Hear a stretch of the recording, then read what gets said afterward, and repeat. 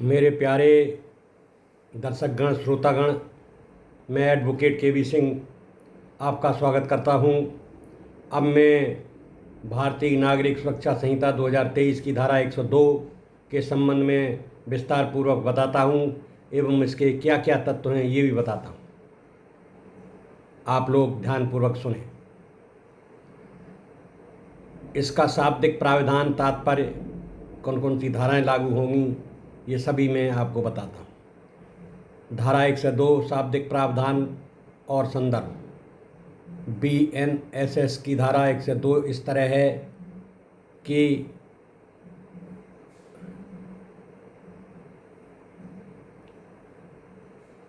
Section 102 direction etcetera of search warrant, the provisions of section 32, 72, 74, 76, 79, 80 and 81 shall so far as may be apply to all searches warrants issued under section 96, section 97, section 98 और section 100।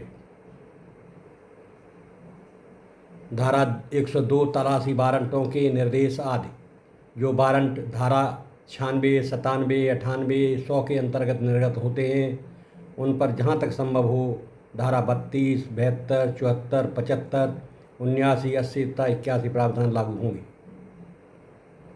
यानी तलाशी warrant जारी करने या उनको action रूप में करने संबंधी मूल प्रक्रिया और सुरक्षा प्रावधानों को सुनिश्चित करने हेतु धारा 102 ये आदेश देती है कि अन्य संबंधित धाराएं 32, 72, 74, 76, 79, 80, 81 और वारंटों पर लागू हों जहाँ संभव हो।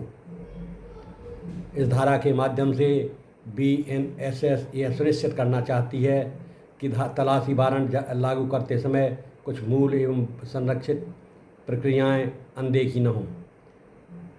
नंबर 2, तत्व। कौन कौन सी धाराएं लागू होंगी और उनका महत्व। धारा 102 कहती है कि धारा 32, 72, 74, 76, 79, 80, 81 के प्रावधान जहाँ तक संभव हो उन सर्च वारंट्स पर लागू होंगे जो धारा 96, 97, 98, 100 के अंतर्गत जारी होते हैं। इसलिए इन धाराओं को जानना भी आवश्यक है।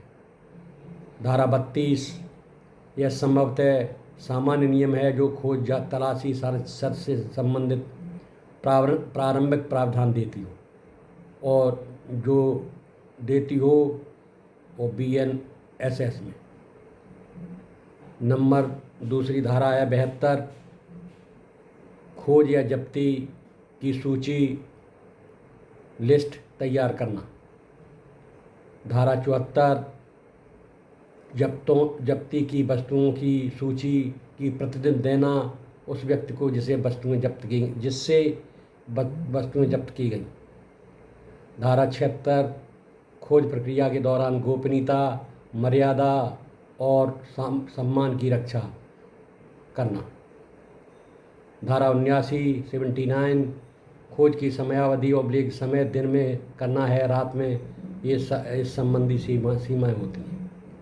धारा 80, संपत्ति प्रॉपर्टी को आवश्यक क्षति से बचाने का निर्देश भी होता है। धारा 81, सभी व्यक्तियों की सुरक्षा सुनिश्चित करना, अर्थात खोज करते समय किसी को अनुचित शारीरिक हानि न हो। इस प्रकार उदाहरण के लिए यदि पुलिस को धारा 97 के अंतर्गत वारंट मिलता है कि किसी स्थान पर चोरी की चीज़ें हो सकती हैं तो धारा 102 आदेश देती है कि वारंट के एक्सक्लूशन के लिए क्रियान्वयन के लिए में ऊपर सूचीबद्ध धाराओं को प्रावधानों का पालन हो। जैसे बस पुलिस को सूची तैयार करनी होगी और क्या वस्तुएं जब्त की गई, इसकी सूची भी पुलिस को जरूर और आवश्यक रूप से तैयार करनी होगी। नंबर 2, सूची की प्रतिलिपि उस व्यक्ति को देनी होगी जिससे वो सामान जब्त किया गया है। नंबर 3, खोज परिचालन में गोपनीयता और मर्यादा का ध्यान रखना, धारा 76। अगला जो पॉइंट है वो, अगर खोज रात में नहीं हो सकती तो दिन में करना, धारा 79। अगला जो है, खोज प्रक्रिया में संपत्ति को नुकसान न पहुंचे, धारा 80। खोज करने वालों में उपस्थित लोगों आदि की रक्षा करनी होगी, धारा 81। इस प्रकार ये धाराएं 32, 72, 74, 76, 79, 80, 81 वे सहायक नियंत्रणकारी सुरक्षा मानक धाराएं हैं जिन्हें तलाशी वारंटों पर लागू करना अनिवार्य लक्षण होगा, न कि वारंट पर कोई विशेष शक्ति अथवा अधिकार। धारा 1 से 2 स्वयं यह शक्ति नहीं देती, बल्कि यह सुनिश्चित करती है वारंट की शक्ति प्रयोग करते समय ये सुरक्षा उपाय अनदेखे न किए जाएं। नंबर 3, उद्देश्य और न्याय संगतता, पर्पस ऑफ सिग्निफिकेंस। धारा 1 से 2 का मुख्य उद्देश्य यह है कि नंबर 1, सुरक्षा तथा गारंटी। तलाशी वारंट जब जारी हो या लागू हो तो व्यक्ति के मूल अधिकारों, गोपनीयता, मर्यादा, संपत्ति सुरक्षा का उल्लंघन न हो। नंबर 2, समानता और प्रक्रियात्मक न्याय। यह सुनिश्चित करना कि वारंट लागू करने की प्रक्रिया प्रतिपक्ष व्यक्ति जिनके स्थान पर तलाशी हो रही है के लिए पारदर्शी और नियमबद्ध हो। नंबर 3, न्यायपालिका की नियंत्रण शक्ति बनाए रखना। यह धारा यह संकेत देती है कि वारंटों की शक्ति एकदम आज़ादी नहीं है, उन्हें अन्य धाराओं द्वारा सीमित करना है। नंबर 4, स्वायत्तता को सीमित करना। पुलिस या अन्य अधिकारी वारंट क्रियान्वित करते समय अनियमित, अव्यवस्थित या अधिकारों का उल्लंघन नहीं कर सकते। धारा 1 से 2 ये बाधा डालती है। नवीन कानून में संतुलन। BNSS नया कानून पुराने CRPC की तुलना में प्रक्रियात्मक सुरक्षा को और स्पष्ट और सुदृढ़ करना चाहता है। धारा 1 से 2 यह सुरक्षा जाल है जो तलाशी वारंट के दायरे में अन्य संवैधानिक और विधिक प्रावधानों को लागू करने की बाध्यता बनाती है, न कि उन्हें छोड़ने की अनुमति देती। नंबर 4, सीमाएं, समस्याएं, जहां तक संभव हो की मात्रा। धारा 1 से 2 में कुछ सीमाएं और सावधानियां निहित हैं। जहां तक संभव हो, इसका अर्थ है यदि किसी खास परिस्थिति में निम्नलिखित धाराओं का अनुपालन करना कानूनी या व्यवहारिक दृष्टि से संभव न हो तो न्यायालय या अधिकारी उसे छोड़ सकते हैं। वरिष्ठ न्यायालयों की विवेचना। विवाद होने पर उच्च न्यायालय या सुप्रीम कोर्ट यह तय कर सकती है किस स्थिति में अनुपालन संभव न हो तक का तर्क स्वीकार है। विशेष कानूनों का प्रावधान। कुछ विशेष कानून, उदाहरण में नारकोटिक्स, कस्टम आदि, अपनी खोज जब्ती प्रक्रिया देते हैं और इस धारा के सामान्य तत्व ये धाराएं अलग हो सकती हैं। BNSS में इस तरह के अपवाद बने रहने की संभावना। अवांछित व्यवधान। यदि ये धाराएं बहुत कठोर और विस्तृत हैं तो जांच एजेंसियों को कार्य करने में बाधा हो सकती है। इस कारण जहां संभव हो की भाषा प्रयोग की गई है। स्पष्टता की कमी। जहां तक संभव हो कि भाषा न्यायिक चुनौतियों और विवादों को जन्म दे सकती है। रोगी यह तर्क दे सकता है कि अनुपालन संभव था लेकिन वह नहीं किया गया। क्रियान्वयन स्तर की तलाशी वारंट जारी करने वाले मजिस्ट्रेट, पुलिस अधिकारी, कोर्ट सभी ये सुनिश्चित करें कि उपरोक्त धाराएं वास्तव में अनुसरण हों, लेकिन व्यवहारिक रूप से त्रुटियां उसमें हो सकती हैं।